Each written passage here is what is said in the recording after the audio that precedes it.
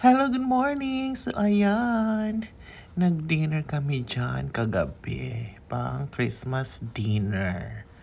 Kasi nga, nag-iya si GR na mag-ramen daw kasi malamig. So, niyayaya ako mag-dinner. Parang Christmas dinner na rin. So, pumunta kami yan sa Yasumi Ramen Shop. So, ayun, pasukin na natin ang Yasumi Ramen Shop. So, yan ang Japanese restaurant na aming pinuntahan. So, yan. At naka-reserve na pala siya. Nagulat ako at naka-reserve na pala siya. Chinek yung pangalan niya. Ando dun nga sa kanilang system. O, diba? Ang taray ni GR. May pa-reservation pala. So, ayan. So, sitting na tayo while waiting sa ating order. And of course, ayun na si Kabayan, nagtitik na ng aming order. At ako yung nagbi-video lang para may pang-upload tayo. So, ayan ako nilang pailaw na Japanese-inspired na chandelier. So, ayan, nag-order na kami ng aming ramen. May classic ramen ang in-order namin. At yun na nga, ayan na, dumating na ang aming order na ramen. O, diba? Super delicious. O, diba? Tsura pa lang, yummy na. Yung itlog, mapula, charot lang. So, ayan. And it's la fourth time. Tikman natin ang unang higop ng sabaw. Diba? Sarap. Bakit kaya sarap humigop ng sabaw pag taglamig? Diba? Super sarap ng sabaw. Kasi mainit pa.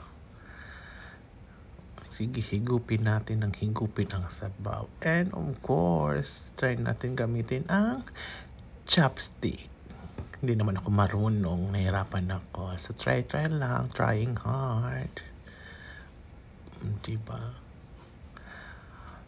Trying hard lang gumamit ng chopsticks. Pinag-aralan ko yung kung paano gamitin. Hindi na nangawit ang kamay ko. So, ayan. Kain-kain lang tayo. Halu-haluin natin ang ating ramen para maano yung kanyang mga sahog and everything. Pati yung chicken. Oh. So, magandang protein yun. So, diba? Unang subo ng ramen. Oh, diba? Ang sarap. Super yummy. Sarap talaga mag-ramen pag tag-lamig. Kaya sarap balik-balikan doon. Sarap niya ng unang sahog. Ewan ko anong pangalan doon na sahog. At ang sarap ng kanilang sahog na ramen na na chicken. So, ayan. Sige, magmukbang lang tayo ng magmukbang para mabusog tayo. Kaya using the chopstick na hindi naman ako marunong. Diba?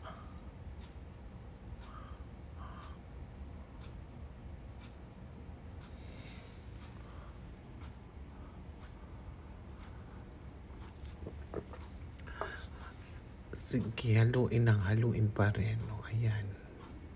Diba? Sarap ng ramenar. Para may pang-upload tayo sa ating Facebook, YouTube, and everything. Diba? Ewan ko, na-enjoy ko talaga kumain ng ramen dyan. Kasi ang sarap.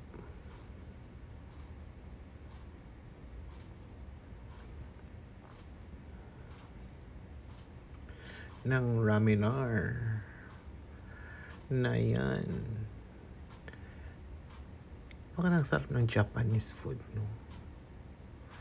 Lalo na tag-init, tag-lamig. Super yummy. Ay, nabusog talaga ako. So, after that, nagkape din kami. Kasi nga nabusog, nag-ikot-ikot muna at nagkape.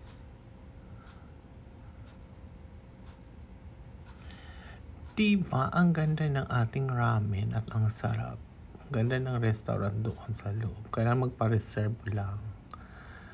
kay medyo maraming customer sila.